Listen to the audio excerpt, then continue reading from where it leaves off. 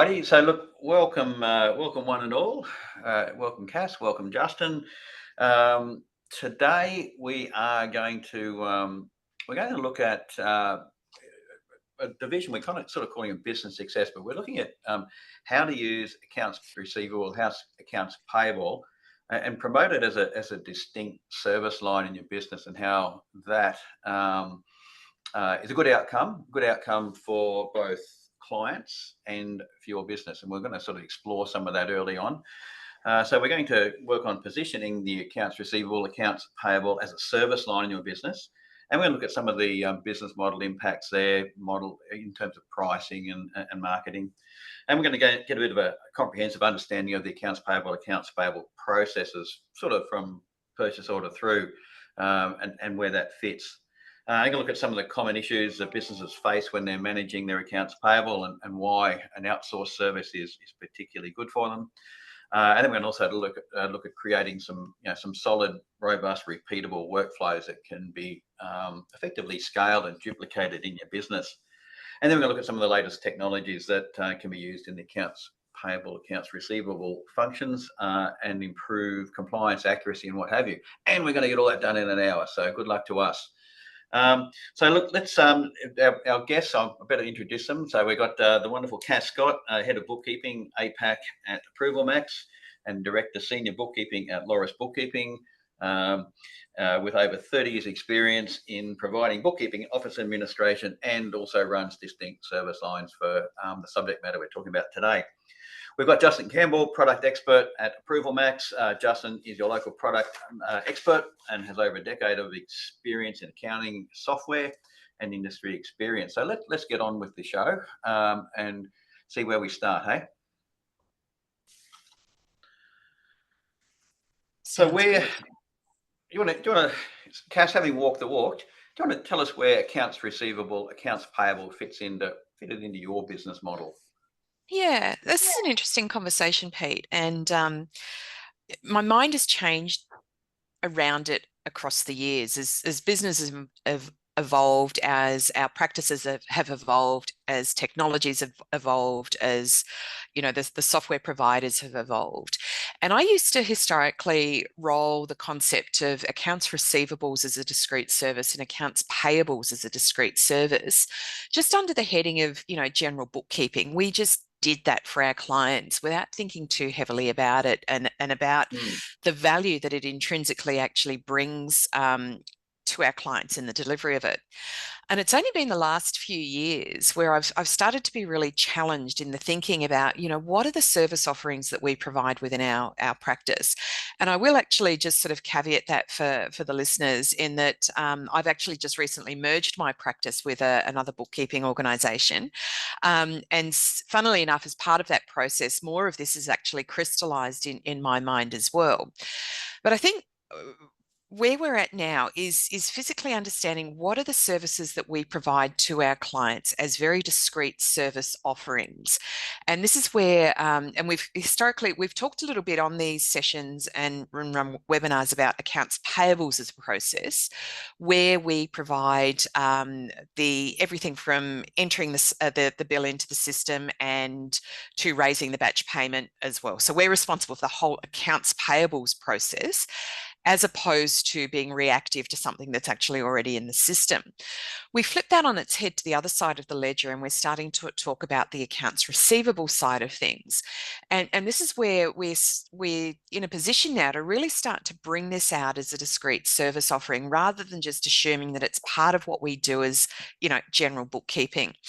And I'd like to challenge thinking in that I'm now seeing what I define as being general bookkeeping as being more reactive in the work that we do with our clients and more retrospective. So we're dealing with the transactions actually after they've occurred. Whereas if we start to focus on accounts receivables as a service and accounts payables as a service, we're actually the fundamental provider of those services, instead of our clients actually having to do them themselves. So we're actually a proactive service to our clients rather than a reactive or a retrospective service. So that's where I'm starting to see accounts receivable and accounts payable as being very discrete and specific line items when we're talking about the menu of services that we're offering to our clients. Yeah, Cass, I mean, I've spoken to enough bookkeepers over recent times, and where they have taken on, accounts payable, accounts receivable, as a discrete service, and it has really ramped up their businesses, so to speak, Mm, because they can take it out as a discrete service, market it as a discrete service. Yes, they might also do general bookkeeping, might even do their best, but actually to market it as a particular line in itself. And if that line is valuable enough to the client, it becomes a reason to join. I think a couple of even package it and call it a outsourced office. So you get on with mm, your business. You can outsource your entire office to me, including accounts payable, accounts receivable. You become integral to the client's business, and then the useful byproduct. We're going to touch on this in a little while. You become an indispensable service, yeah, and by differentiating, and I think that's the point you're making, is by splitting them into the individual components. The client probably puts a different value on the different components than you mm, would. You might mm, say, oh, I can do all that. It's my one skill set. It's one size fits all. But from the client's perspective, different services are things that become more indispensable to their business, and packaging them and presenting them separately gives a chance for the client to value it the same way. mm, And they say, okay, well, I can't do without that service. Okay, well, the rest of it yeah. is great, but I need that service, and if my business won't function without it, you become an indispensable component, Yeah, or I think indispensable there's also a function. bigger discussion around that too, Pete, when we start to look at what's happening from a technology perspective within our industry. And, we're hearing every day about the impacts and the influence on AI in terms of what we Mm, do on a day-to-day basis.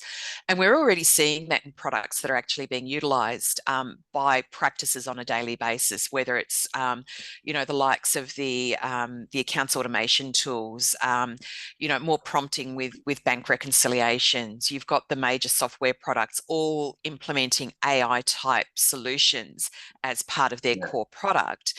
And what that's actually doing, and I know there's a lot of arguments about, oh my God, AI is going to put us out of business. It's actually not. And I think what AI no, is going to do is give us capacity to do more and be more strategic about the way we work with our clients. And I think we've all had those conversations over the years where the clients will often question the value that we add to their business when we're dealing with their work in a retrospective way. So doing the mm, reconciling after everything, after the bills have been paid, after the bills have been received, after the invoices yeah, have been raised and sent. We're just cleaning up the crap at the end of it, basically. And obviously mm, that leads to BAS prep and those sorts of things. So that sort of stuff, and I'll just sort of put that under the heading of general bookkeeping, I think is going to become, not I think, it is going to become more and more automated as AI starts to take on a far more prominent role in what we deliver from day to day. So I think yeah, that then gives us the opportunity to step back and go, okay, well, how can we be more strategically relevant to our clients? And this is where the concept of accounts payables as a service and accounts receivables as a service steps into that void. And we've probably seen that evolve really when we think about it over the years for things like software as a service. So the way software providers have now positioned themselves, they're talking about it as a service. Um, it's a great way to start to really define and I think clarify where the boundaries are around the different things that we do. So I see AI as actually being a great opportunity for us to really deep dive and explore these um, proactive and higher value services with our clients, more so than we've perhaps done historically. yeah. I think you're right. To me, I'm yet to be convinced it's any more than a really good tool. Like you look at bank feeds, which are going to be the end of bookkeeping. Yeah, Yep. exactly the opposite. Desktop uh, software was so, going to be the end of bookkeeping. Cloud yeah. accounting was going to be the end of Oh, no. bookkeeping. I'm still No, here. that's another resource. I'm actually going to do a bit on that at our conference in October. That's not a plug for our conference. I think we're Yeah, nearly yeah, sold, but yeah, we're going to touch on a fair bit of AI in terms of content, so that'll be great. yeah. Yeah, and you make a really, really good point. Actually, I asked the bookkeeper the other day. I said, "Look, why do your clients stay with you?" They said, "Well, there's three functions that I do that are the here and now that they can't do without, and it's accounts receivable, accounts payable, and payroll. They're the service they Yes. render week in, week out, and make you, I say, indispensable, but also make you." Um, just it makes you a very integral and sticky part of their business, and there's other benefits for the client along those lines, but it's a really good service to be able to put in. So yeah, as you say, those services are here and now. A lot of the other bookkeeping is behind. It's after the Well, they're event. the things that make a business tick over. If you don't raise your sales invoices, you're not going to have revenue. You don't have revenue, you don't have cash.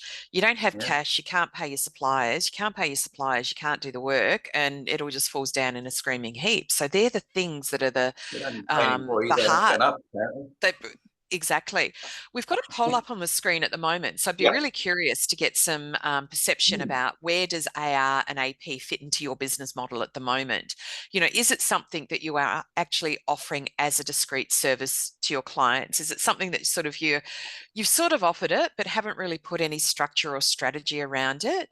Or, you know, you're sitting there going, oh, actually, this is something I've not previously thought about before, or you go just running completely in the other direction. So it would be really keen to start and see what your responses are to that. Because I think this is an evolving discussion within our industry about, you know, being more strategic about defining the services that we offer to our clients.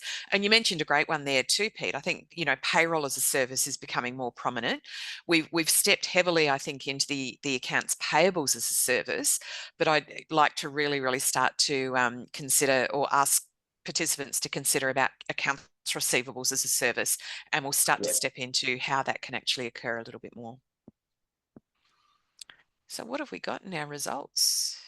Miss Magic Susie in the background. Yeah, great. So that's really good to see that it is a service that people are offering.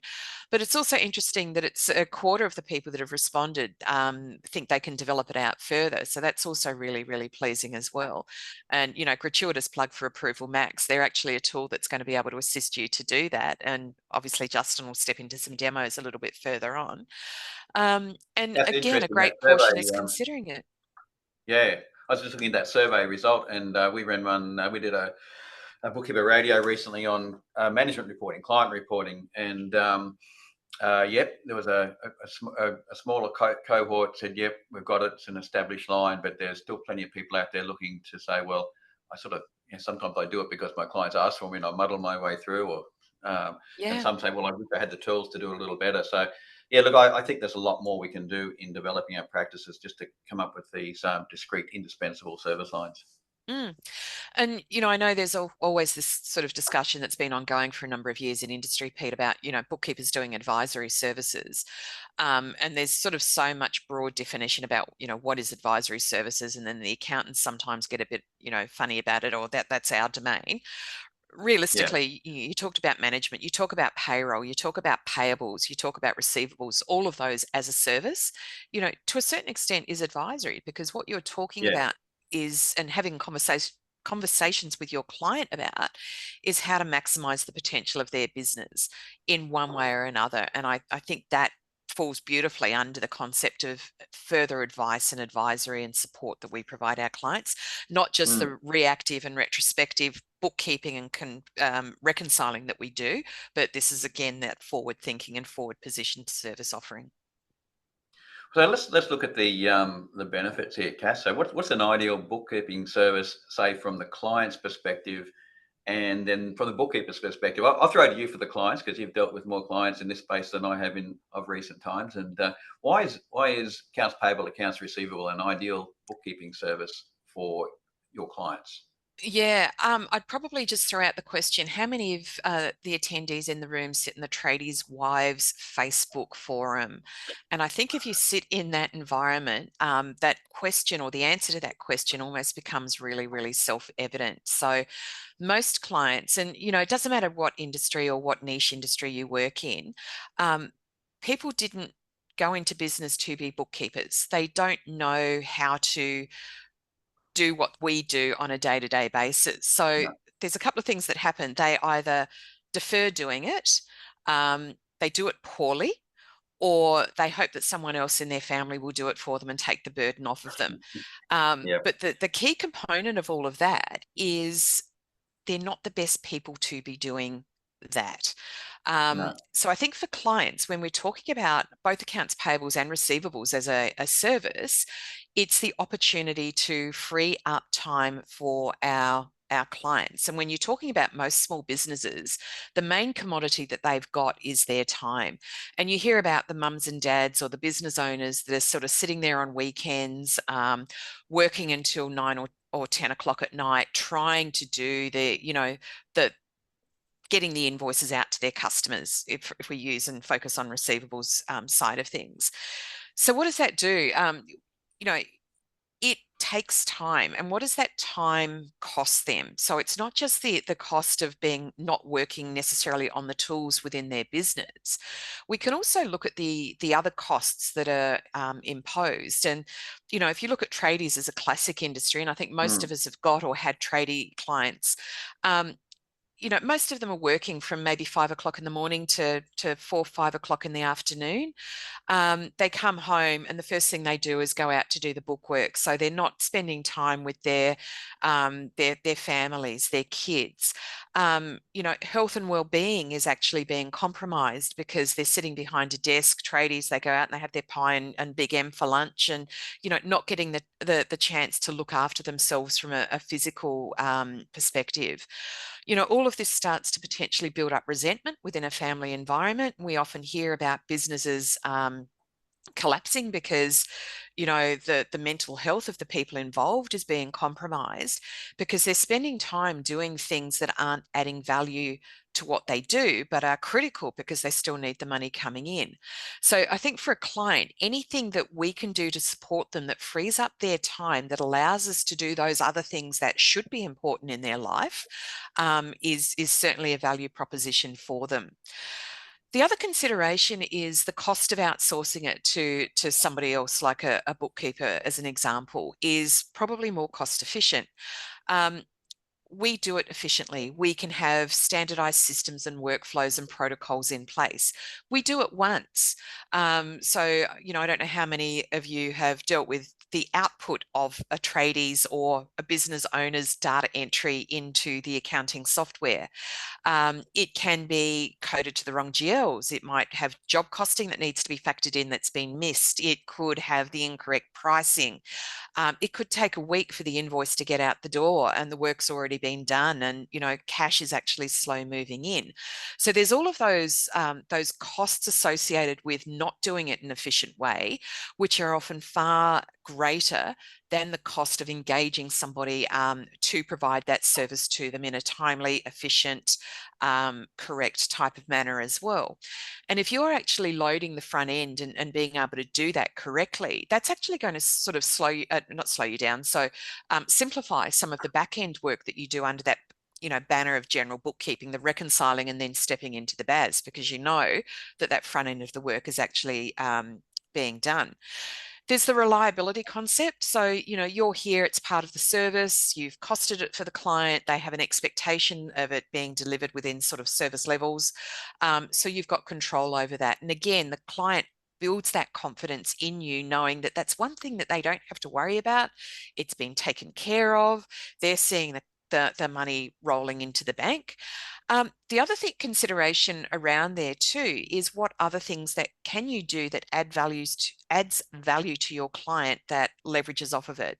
And this is where, from a client perspective, you might be able to include things like debtor recovery services or debtor chase up services. So where the invoice is going out on time, the client hasn't paid, you can be the person who is proactively chasing that up rather than putting that client in the position. And we often have those conversations with our clients too, where they don't actually want to ring their client and say, hey, dude, you owe me some money, please pay, because they don't want to sort of build friction into the client tradesperson or the client customer type relationship. It's easy as a bookkeeper for us to be the baddie in that discussion. So all of these things, I think, for clients are what makes an ideal service. It's something that saves them time, saves them money, removes friction, gives them flexibility, and they know it's being done right in the first time. And ultimately, the value of getting money in the bank far sooner has to be a significant trigger point for them as well. I think you nailed it. Actually, I had a story going back a few years. I had a air conditioning client, 20 or 30 employees, and he was doing his own payroll, as you said, late at night, not seeing the family and all the rest of it. I said, look, have you thought about sourcing? I said, she said, oh, well, yeah, but I'm going to save some money. I said, well, let's go through. You go through a costing exercise.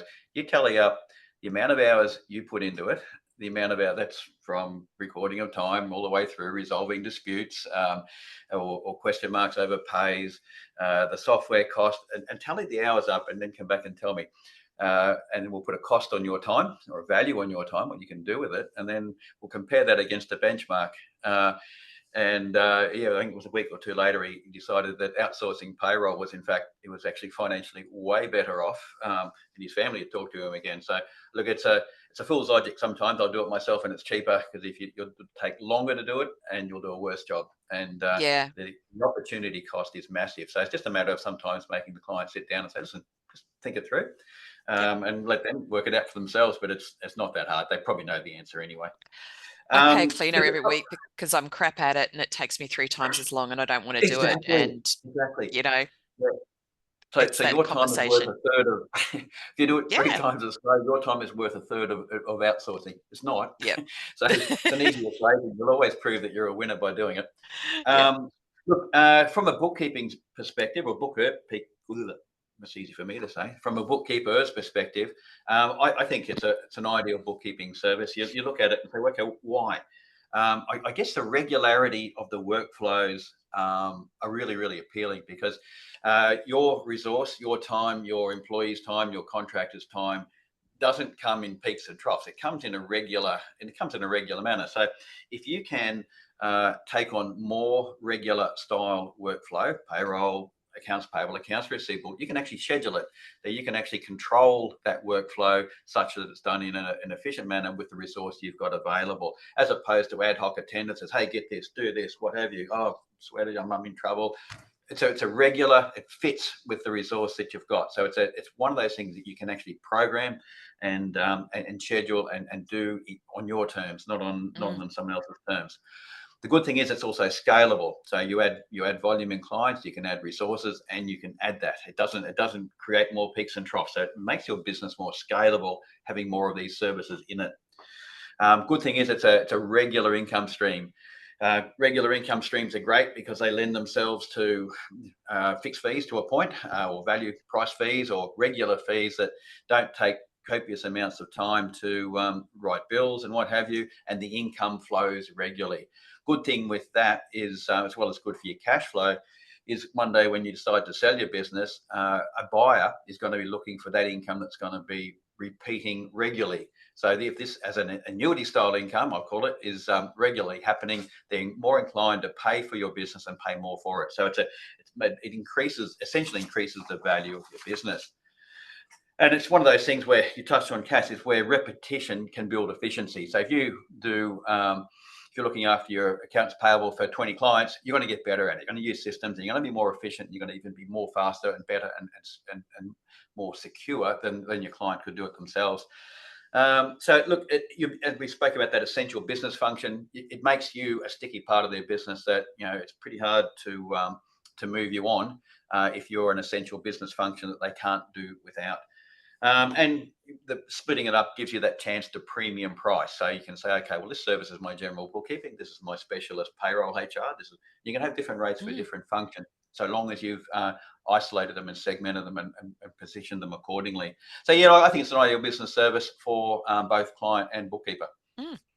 So let's move I think on. if we're talking pricing too, Pete, this is Yep. where, and pricing's always a really interesting discussion within industry. Do we do it at an hourly rate? Do we do it on a fixed fee? These are the types of services that you might even want to be doing on a per invoice pricing as well. So if you've got really good, really efficient systems in place, you've got a clear workflow about how you're going to be delivering it to your clients, it could be that your pricing strategy is on per document.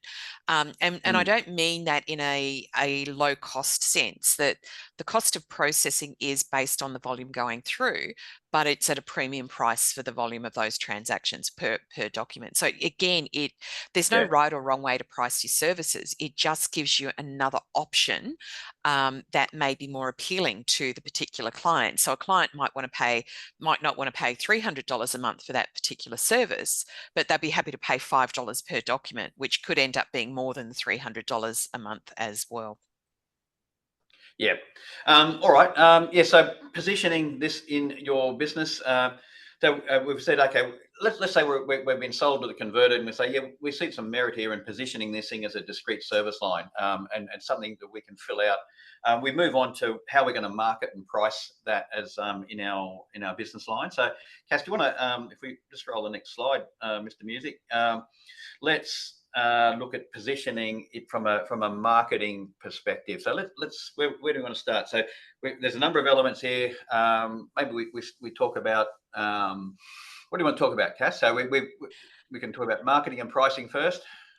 Yeah, well, I think that's important. So as a practice owner, how would you start to step into this space, and how would you present this to your potential client base as well? Hmm. So, one of the things is what is the language that you're going to use when you're talking to the client about this? How are you going to position yourself in the market?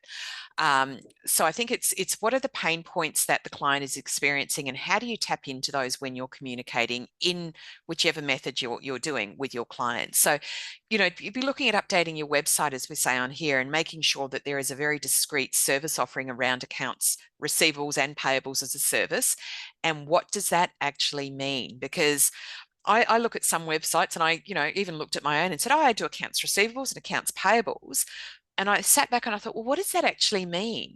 And it's actually, again, defining that this is a proactive, front-facing service rather than the reactive general, Hmm. reconciling and bookkeeping. So be really clear about what that means to you, and also what it means to your client, because they'll be able to grab hold of that. It is easier to sell something to your existing clients than it is to get a new client in, or it's actually more cost effective. So, look at your existing client base and those that are actually doing their own accounts receivables or payable services, and start having that conversation with them, saying, hey, we'd love to ease the burden on you and free up time and save you money by taking this off. And we've got some fabulous tools in play. We've got a Hmm. process that we know is secure, where we're checking all of the things that we normally have to check retrospectively. We're going to be doing that up front and be really, really efficient in the way that we do it. Is this something that you're keen to do? So work out how you're going to pitch those conversations, and it will change from client to client. It will change from industry to Absolutely. industry, but know what your pain points are from your client. If you know your client's Yes. struggling to spend time with the family, nail into that pain point as part of that Hmm. conversation, because we're hitting those emotional triggers when we do so.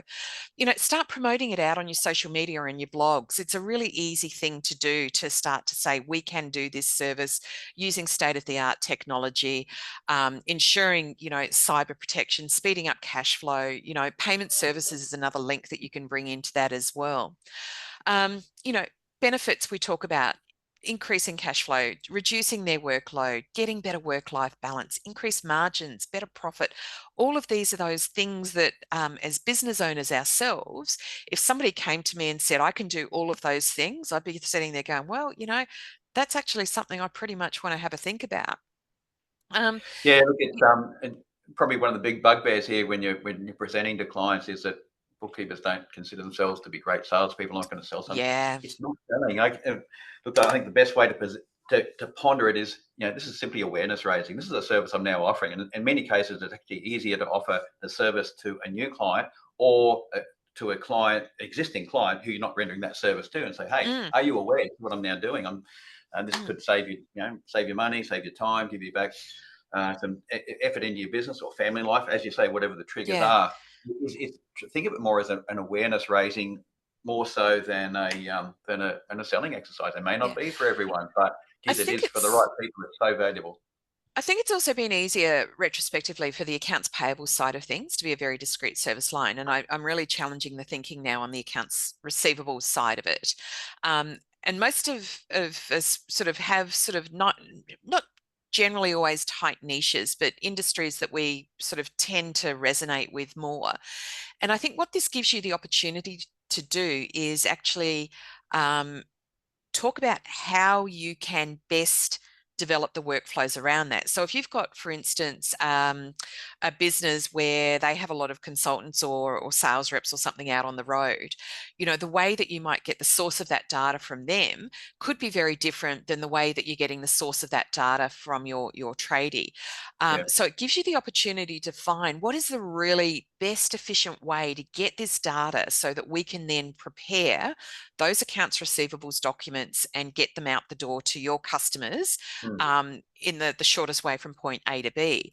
And what technology can we leverage off to do that? And again, this is where I think Approval Max has got some real value there, because it's about standardization of process without losing the integrity of, cybersecurity, and still allowing the client to have an approvals step in that process if that's what they want to do. So, sales rep might put some data in initially, but the bookkeeper can actually start to review that. Is it coded correctly from a GL perspective? If we added the tracking categories or job costing, is the spelling correct in the document that's going out? Professionalism standards are increasing. Is the pricing right based on what we know with the business? So tidying and cleaning all of that up, you go, yep, we're good to go. Goes to the business owner who may still want to just do a final check. They go, yep, boom, done, and it's out the door, rather than the business owner having to take the responsibility for all of that sort of low value to them, but high value to us and potentially to the customer, stuff that happens in between. Yeah.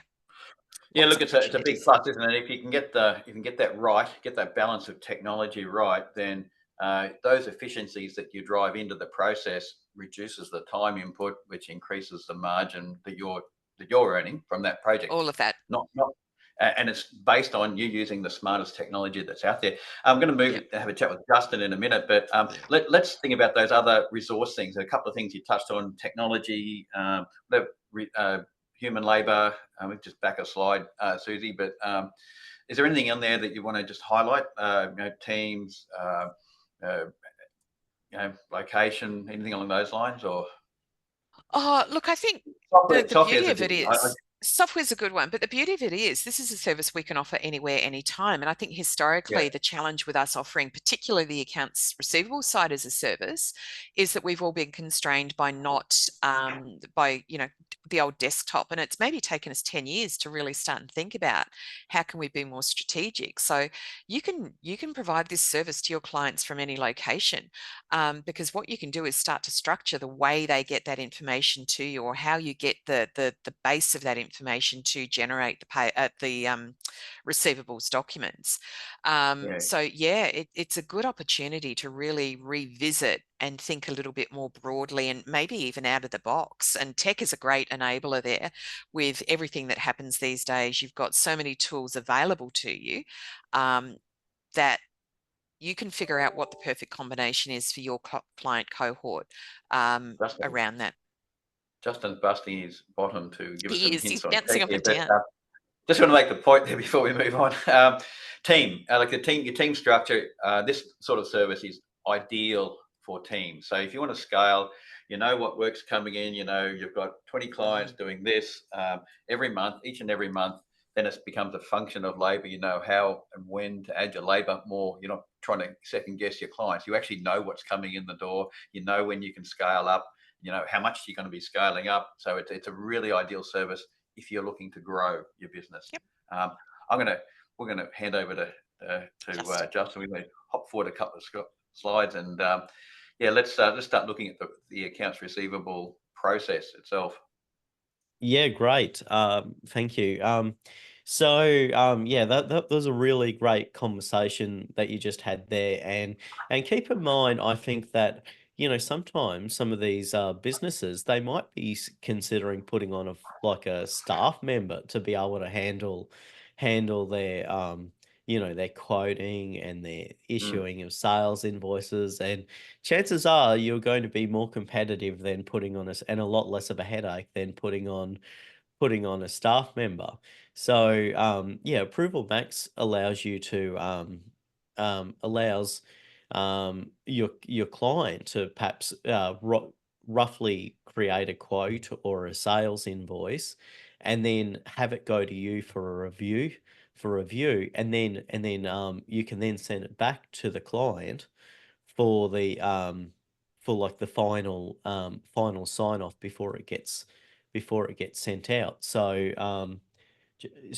what we're going to do now is we're going to jump into the accounts receivable area. These are the workflows you can set up in Approval Max, and you can set up both workflows for quotes and sales invoices. So we'll jump into the sales invoice one, and you've got the option. You could either draft the sales invoice Not seeing in it on the Xero, screen, I don't think, Justin. The demo on the aren't screen? you? No. I can see the slide. Um, Here we okay. It's oh, showing maybe. on my. While Justin's Peter, doing can you that, see it? now I can see your slide, mate. I think we have a change happening. Now I can see it. Oh, okay. That was weird. Okay. Can you can see it now? I can. Excellent. Okay. So, but what we're mainly talking about today is perhaps your client would maybe roughly fill in the sales invoice that they want to create. And then it could go to you as a review. We have a standalone review step, so we added this feature to the product only a couple of months ago, and that allows you to, as Cass said, correct the account codes, make sure it's going in the right tracking category, make sure it's going assigned to the right client in Xero.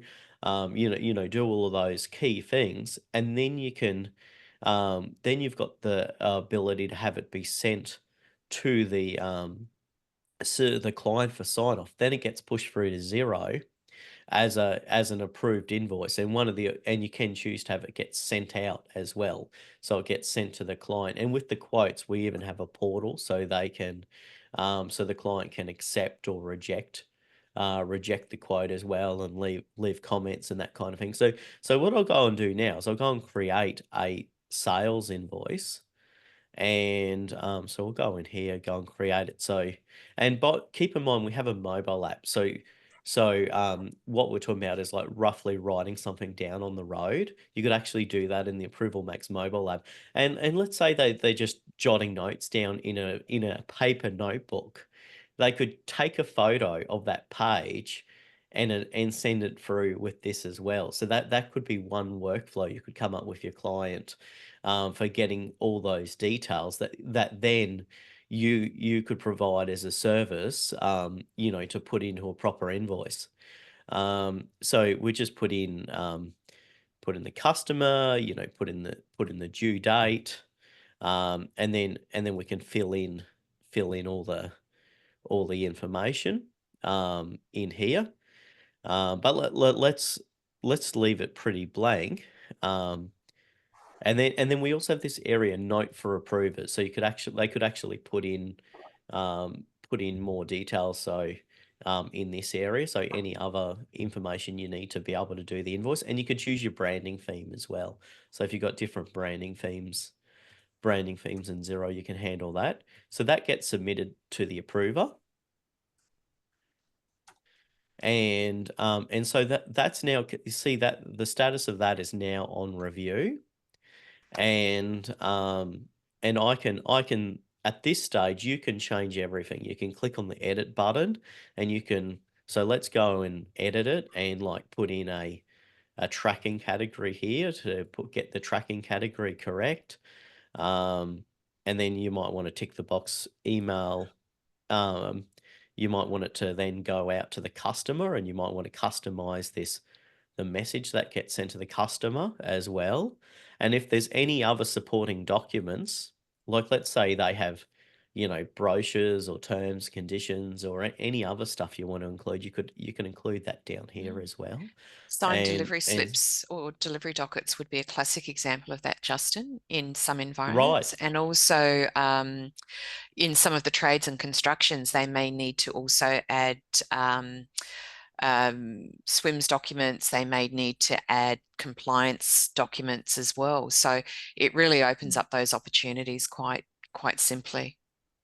Yeah. So that yeah, like you think about it yourself. Whenever you deal with a tradie or something, they generally send you more than just an invoice. There's usually some other things that they send through to you. Okay, so that's now I can now submit that for approval. So that's now gone. If we look at the steps, that's now gone to Lucy, who's the client for approval.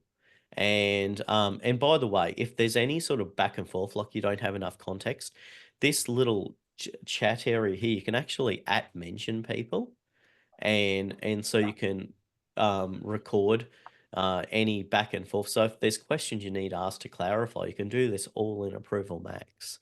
And just a reminder that we do have the mobile app. So I think a lot of your clients will probably, that might be the easiest way for them to interact with Approval Max.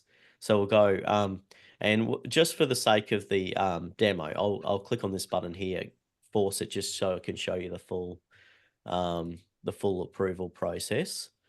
And then and so that's now grayed out. So when it's grayed out like that, it means it hasn't yet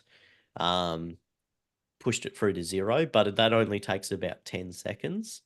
And once it gets pushed through to 0, it's green. It goes green like this, and then there's a full audit report attached.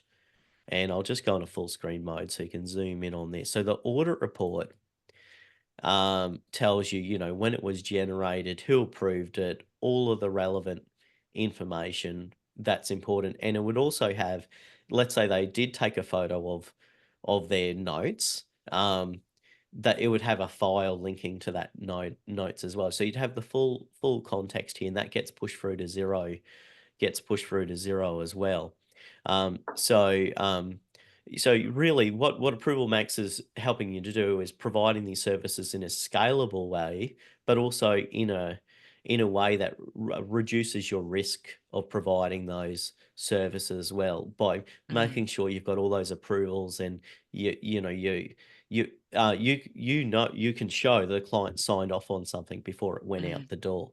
I think that's really important at the moment too, Justin, with some of the changes from a regulatory position that are happening within our industry over the next sort of 12 months. Being able to demonstrate the approval matrix around what we do and why we've done it is becoming critical when we talk about quality management within our practices. Oh yeah, that's I'd be interested in chatting with you more about that later, actually.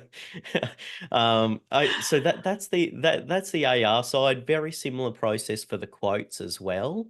Yeah, so you can do the same things, and we also just so you know, we also handle credit notes as well if you ever need to do credit notes. So I'll stop sharing my screen, and we'll go back to the slides. Yeah, so I think quote management, I was going to say, Pete, quote management as part of the AR process too, I think is actually one thing we've probably not tapped into. But, how many times do we see a quote that's gone out that's maybe perhaps been at the incorrect price at the detriment of the client, of your client, not their customer.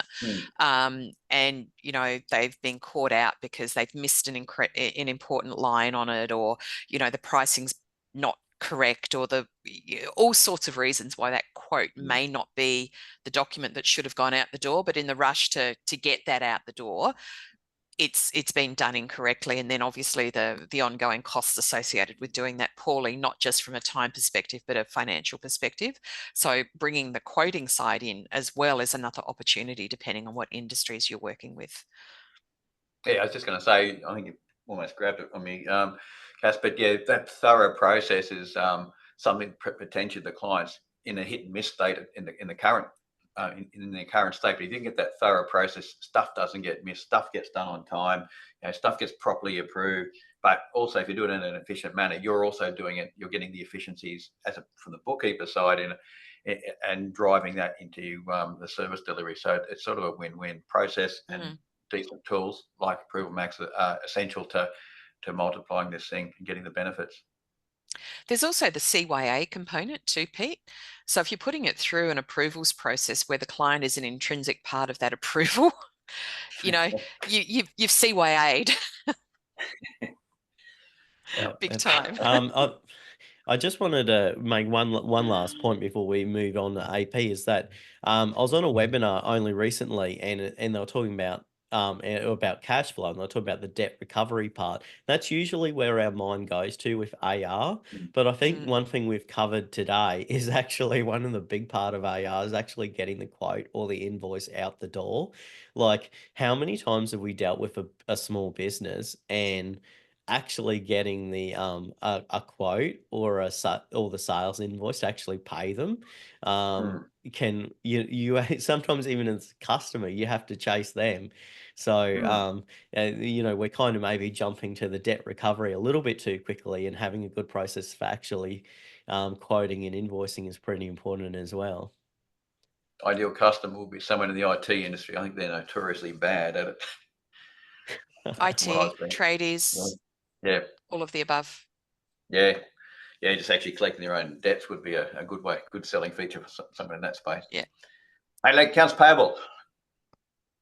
So Approval Max does like a full accounts payable process. So we allow you to raise purchase orders, and that's another thing you can do on the road. So I actually had a context where a company wanted to be able to raise a purchase order immediately on the road, so they could provide a supplier with a purchase order number. And then Approval Max can have like a threshold that they can do that for, and then above that would need to go for approval. And then of course we do the bill automation of entering in the bills, and so we can do line item extraction and do a full. Or if you're a Dex customer, which I'd imagine a lot of people on this call are, we integrate with Dex as well. But then we also do build a purchase order matching, and we also have goods received notes. So you can actually mark your bills as being your purchase orders as having been fully delivered before you go ahead and pay it. And then for actually paying the bills, we have batch payment approvals. We also have an integration with Airwallex, so that actually can pay the bill straight out of an Airwallex account. And in the UK, hopefully coming soon to our part of the world, we released Approval Max Pay, which uses open banking to be able to pay the bills. So yeah. Now I know we're running short on time. So That's got so Castle do you want? rabbiting on, Justin. That was Castle rabbiting Do on.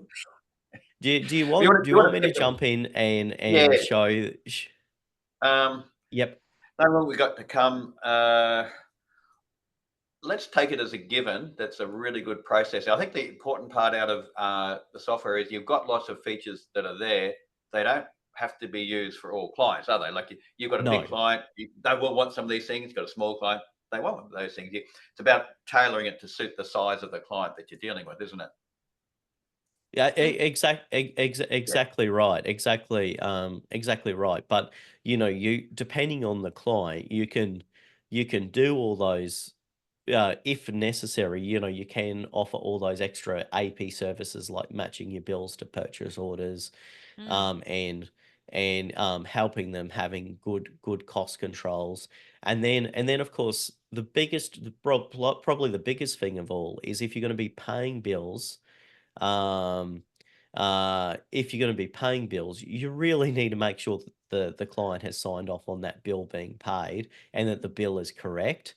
And then another thing we offer is having an approval process for adding new suppliers to your Xero file. So that's another pretty really critical. important. Yeah, Look, yeah. let's take it So as a given that there's a really good accounts payable system here. And if you'd like to see a little bit more, a demo will out that for you. I've seen it before and it's bloody good. Let's take that as a given so we can get through the rest of the stuff. Look, Justin. and we're coming to your roadshow too. So we're coming to the conference, sorry. Yeah, coming. So you can come to the table at the expo and talk to me. Look, common issues bookkeepers are facing when they're trying to manage accounts payable, accounts receivable at scale. Look, I think what's on the screen there at the moment, Pete, is self-evident and stuff that we talk about on a daily basis internally within our practices and within our peer groups as it is.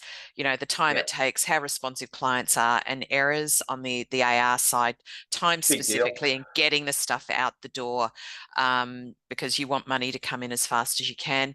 And on the AP side, you know, the big thing that we're all very, very conscious of is invoice Critical fraud at and the moment. invoice interception. Yep. So anything that mitigates that risk, and you know, the inefficiencies of back and forth with clients. And with both the AR and the AP processes within Approval Max, you don't have to offer the whole enchilada right from the start. You might, with a client, just start with a very simple approvals process.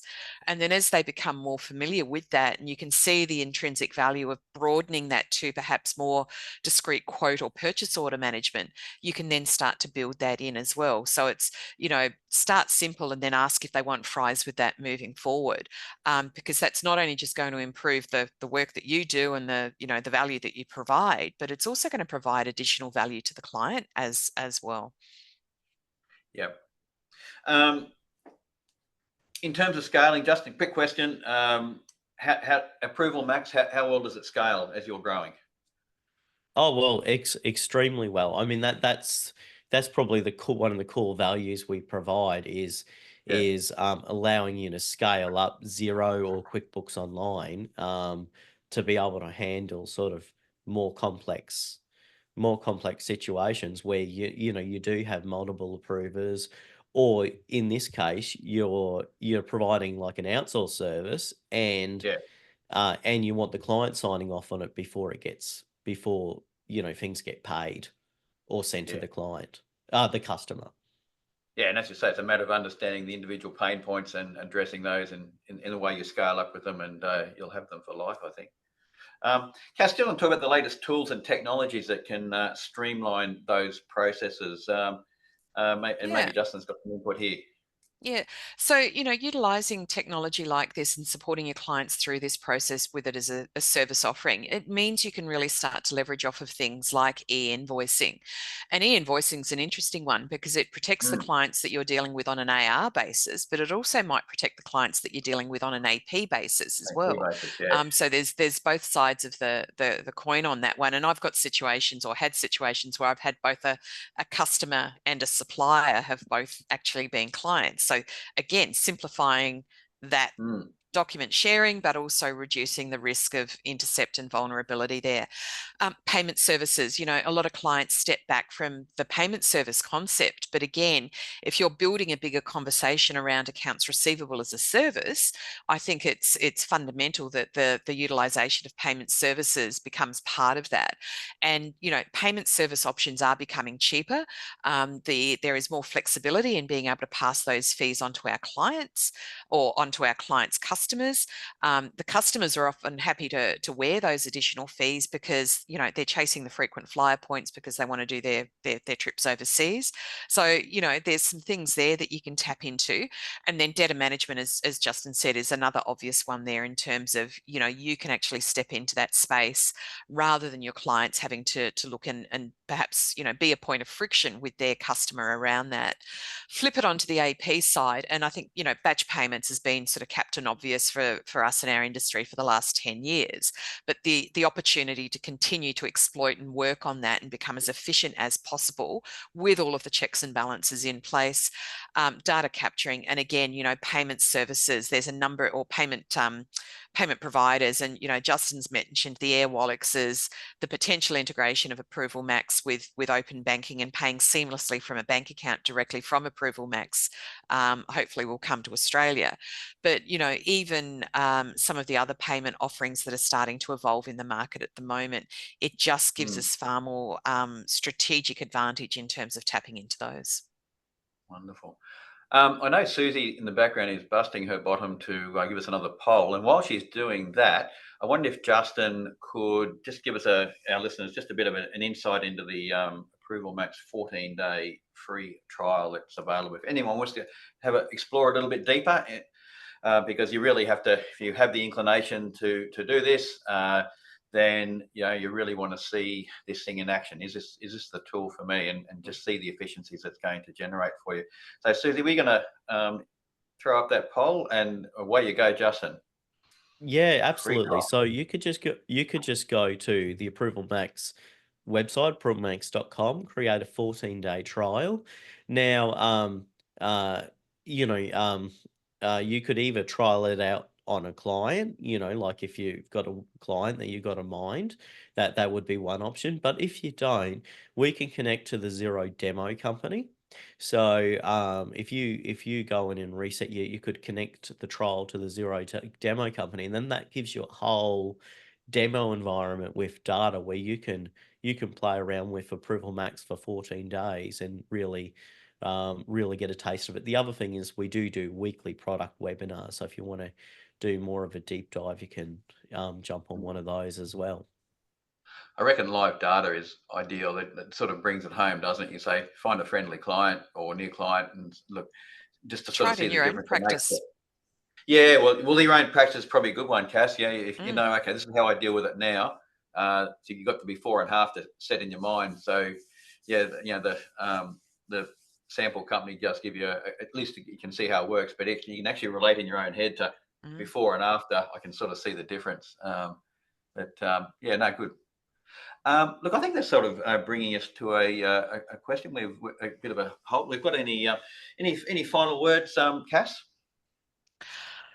Just again, I'd challenge anybody that's on the call to think about their service line offerings within their practices, and what the definition of accounts receivables, accounts payables as a service is, and separate that out to be proactive away from the general bookkeeping, which is the reactive stuff, and the stuff that we do after the event. So what we were stepping into now is actually creating and being the event earlier in the process. So that's what I would challenge people on the call to think about.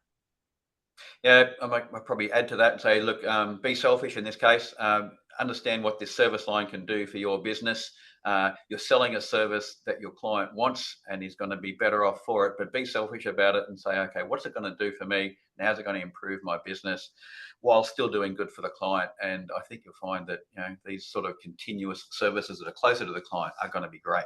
Justin, you get to say a few final words because Cass and I hogged a fair bit of it earlier on. So let her rip. Here's your final words, mate. Oh, yes. So, okay. So the only other thing I forgot to mention earlier is we, in addition to being able to create a trial, we actually have an accountant and bookkeepers page on the website where we have No. a free partner program, just like what Xero does, and lots of places do. So you could get a dedicated account manager with us. We can give you a proper one-to-one demo rather than actually sending you to the webinar. So you could have a one-to-one demo with us, and then we could also help you set up that demo company if you like. Look, I think that that pretty well gets us to a close. So I'm just going to say thanks. Thanks, Cass. Thanks, Justin. Thanks, Susie, in the background for putting us up with us, jumping around the place a little bit. But I think and thanks everyone for turning up. It's been good to chat with you about this, which is quite a valuable way to look at your business. So I'm going to say thank you. There's a little note here from Susie. Gee, she's good. She's giving me a little reminder here that you will get a recording of the session. So that's going to come through following the session, and you get a chance to connect with the good folk at Approval Max. So thanks, one and all. Thanks, everyone. Great to see you all. See ya. See you. Bye.